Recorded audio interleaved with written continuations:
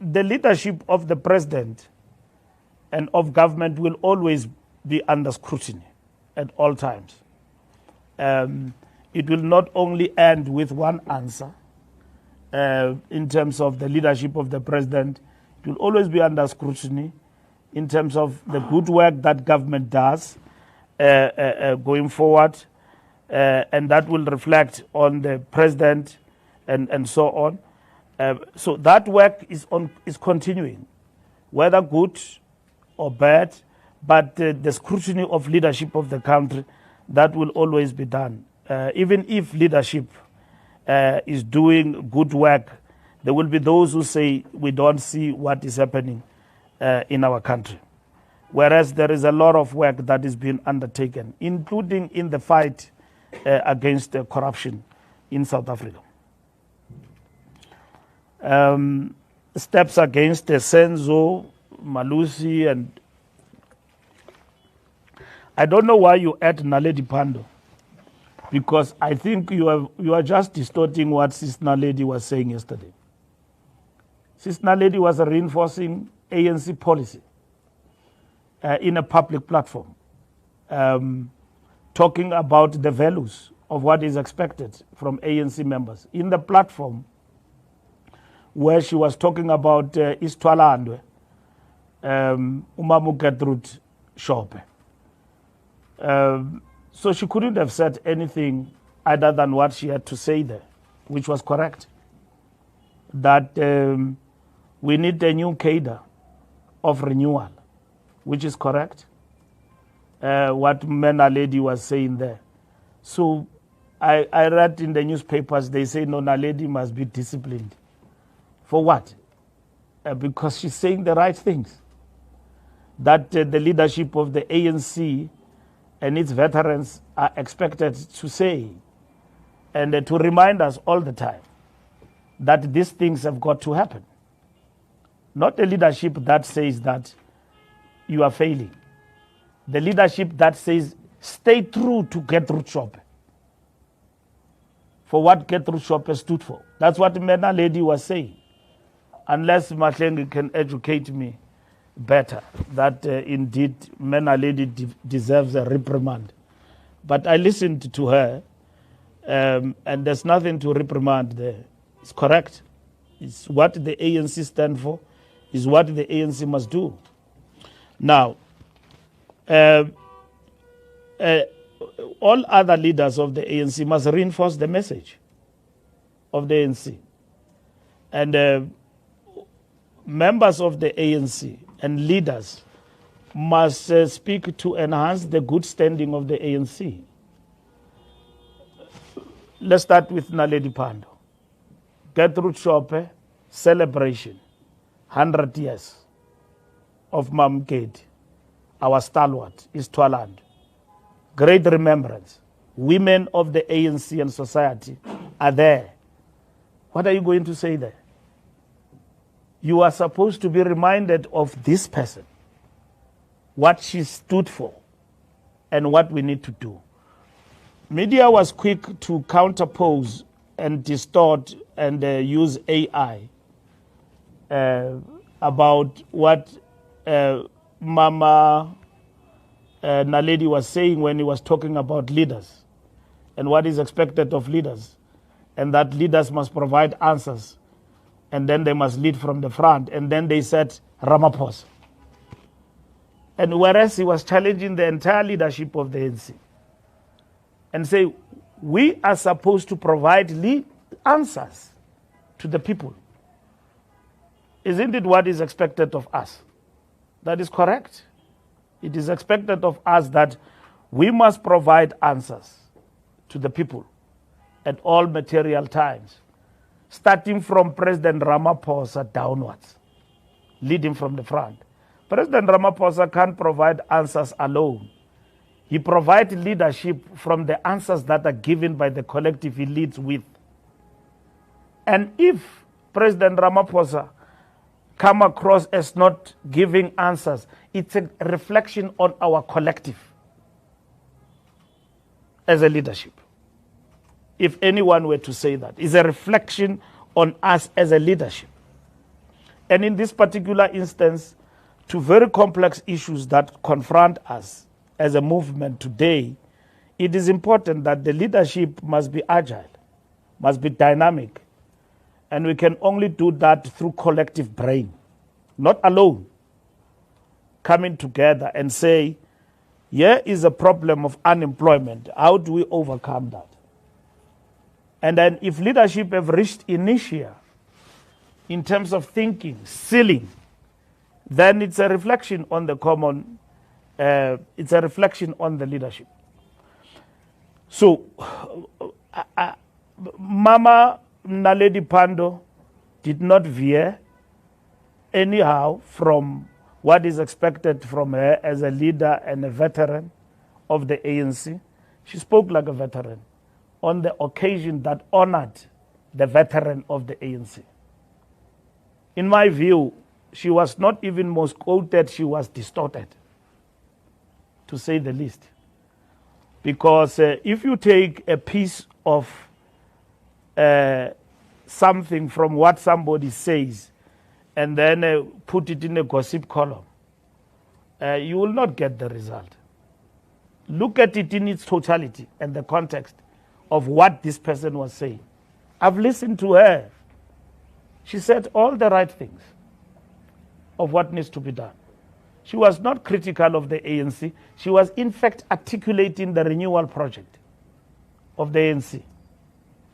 Now, if you are a member of the National Executive Committee of the ANC, the NEC takes a decision and say, GNU is a tactical maneuver and intervention. NEC, you are a member. And then the media says, you said this GNU you did not agree with. You don't want it. You don't want the DA. Who likes the DA? We don't like the DA. We don't like the GNU. But GNU is a tactical maneuver out of many other options on the table. And everybody, as we characterize it right from the onset, that it brings on board not necessarily people who agrees, but it brings on board people ideologically who are on the opposite, including the DA. All the political parties who are there are ideologically on the opposites. Majority of them are opponents of the ANC, including the DA, Freedom Front Plus, and all other parties that are there. Very few chose not to come in for their own reasons. But we have said as the ANC, GNU is not a strategic end, it's a tactical maneuver. It means at some point it will come to an end. If it comes to an end, the GNU, because others decide to withdraw, all of them, and leave the GNU, that will be fine. But GNU, from where we stand, will come to an end because the masses will define what must happen for this country. And the ANC chose the path of the GNU. Now, that is a decision of the National Executive Committee of the ANC, that all members of the NEC are bound by it, and members of the ANC are bound by it, even those who don't agree with it. Like I explained to you earlier on, that we had many options on the table in terms of government of national unity. We had minority government, we had an option of an election. We had co-governance between two political parties and all of that. But we chose GNU for everybody to come and participate. So in this particular instance, it is a position of the ANC, unless it is reviewed by the National Executive Committee of the African National Congress. We don't have dissent in the organization around that. We do. There are members of the ANC who said, no, we don't understand. That's why as the national leadership, we went to the ground and explain to members of the ANC why we took that decision as the African National Congress in the moment that we are in as an organization. So members of the National Executive Committee have got a burden unto themselves to explain this difficult decision of the organization. In 1990, the ANC goes to Groote and meet with the apartheid regime and pronounce on the Groote minute. And Chris Hani is in Transkei, confined there by the apartheid regime and all of that. And then well looked after there by General Olomisa. And then he wake up as a leader of the ANC. Here is Mandela and the rest of the leadership with de Klerk and so on. Chris Hani says, when he speaks to us, that when he saw that, he was aggrieved. He started to remember many comrades who perished in the camps and died as members of Umkhonto we Sizwe. And here the ANC comes and announces that the armed struggle is suspended. It was even before the Groote minute, I think. And then here the ANC leadership announces that the armed struggle is suspended. But Chris Hani says, as a disciplined member of the ANC, I had to abide by the decision that I was uncomfortable with. Okay? That decision was uncomfortable. Chris Hani says that the Chief of Staff of Umkhonto we Sizwe, a member of the National Executive Committee of the ANC, the General Secretary of the South African Communist Party. Now, the ANC arrives at the elections in 2024 and then achieves 40%. How do you govern with 40%? Are you going to reset the button, start the elections, and do all of those things? The organization says, no, we don't go for Grand Coalition, we go for GNU, which must actually take us over the line and defend the National Democratic Revolution. Now, leave the title. Let's look at the GNU and the NDR today. Has the NDR been suffocated by GNU? To a certain extent, yes. It has suffered a setback because we can no longer take decisions that we wanted to take to accelerate transformation on our own. Even passing the budget, you could see. Whether you like it or not, you can't pass it on your own. It has to happen with others, the greater participation of others. But the ANC has been able to do things that affirm the National Democratic Revolution. Somebody writes on social media and say, I don't understand how this becomes a sellout position when this government have implemented NHI, have implemented Bella Bill, and is going on, and then expropriation.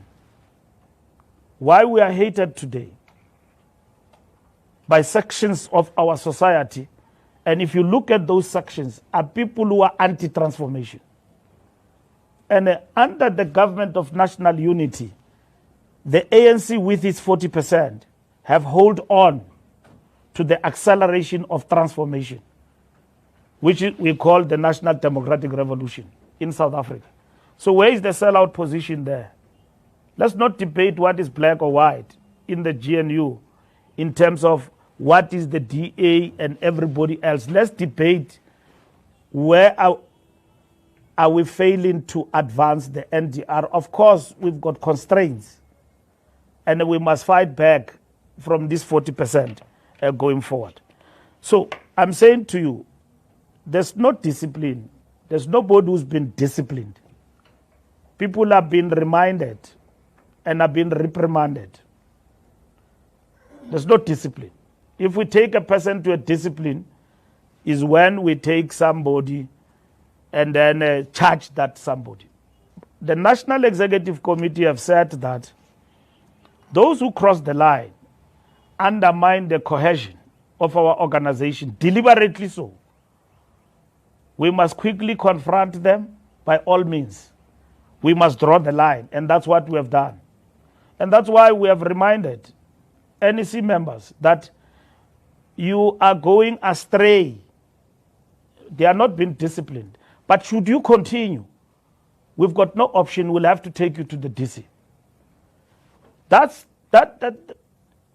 does not mean that people cannot go to your podcast, cannot go anywhere and be interviewed and all of that, but stay online in terms of the decisions of the organization. You cannot become an independent member of the NEC or an independent member of the National Executive Committee. And I wish to make it very clear that if NEC members, who some of them are notable figures in society, they are great political influencers that you as the media tap on their knowledge from time to time and wish to engage with them, which we appreciate as the ANC. Nobody's debarred from engaging. But when they do that, they must bear the responsibility that they've accepted in a conference of the ANC to become leaders. And leadership comes with responsibility. You are not independent when you are a leader. You've got to lead from the front. You've got to explain the most difficult positions of the ANC. You don't become a populist. I saw one thing today where there was a fake about Makura. That Makura said this. It's fake news. And then Makura was able to articulate that, no, it's fake news. And then we're able to check even with Citizen. There is no such. Citizen said, no, we never published such a thing about Makura. And then we put a sticker of fake news. And Makura himself did that. Now, if I am Balula, I go to Lunga. He interviews me at Mail and Guardian and distort me. Like somebody distorted me and said that I said ANC will be 30%. The onus is on me. The onus is on me and the publication to clarify that I was distorted. I went to a publication here, TV, and then after I've left, they said I attacked General Mkhwanazi. And then somebody on Twitter insulted me based on that. And then I clarified that I didn't. I said what Mkhwanazi is raising borders on lawlessness for the country and a banana republic, and it must be investigated. Not Mkhwanazi. Maybe English, we don't understand it properly, all of us. But that's what I said. I said that the things that he's talking about suggest lawlessness and borders on us being a banana republic, and that must be investigated. And then somebody said Mbalula is attacking Mkhwanazi. He says that Mkhwanazi, Mkhwanazi is promoting banana republic and everything. And that was clarified. I was interviewed, not Mahlenge, me. I've got a responsibility with the publication to clarify that matter. So I cannot clarify matters of NEC members and their statements in secret. They must, if you are misquoted by a newspaper, write a statement and say, Lunga, SAPC, you misquoted me. And that is why I am defending Naledi Pando here today, because she said all the right things on behalf of the ANC. As a veteran, I'm very proud about what she said. That's what all leaders and veterans of the ANC must continue to say, especially on platforms like those. If you tell us as a movement, for instance, which you are on the platform of Mama Katie, you've got to say the truth and constructively. And that is what it is. And that is the renewal program of the African National Congress. But you can't be an independent member of the National Executive Committee. And members of the NEC said we must deal with that particular matter. UFM, I've clarified the issue of Naledi Pandor. Reset on the GNU button. We are going to reset the GNU button. We are mandated by the NEC to do that. We are going to engage with our partners in the GNU about resetting the button. We said we are going to do that post budget. We have not done that. We are going to engage on that. We've got to revisit the statement of intent and a whole lot of other issues. So in the next 2 weeks, we are going to be engaged in intense discussions. We don't have a GNU with one party. You can have ANC and maybe followed by DA and others, but we've got a GNU of 10 political parties. And that's where we are going. And then we will also engage with those who are not part of the GNU. And that's what is important for us. But resetting the button means talking to everyone.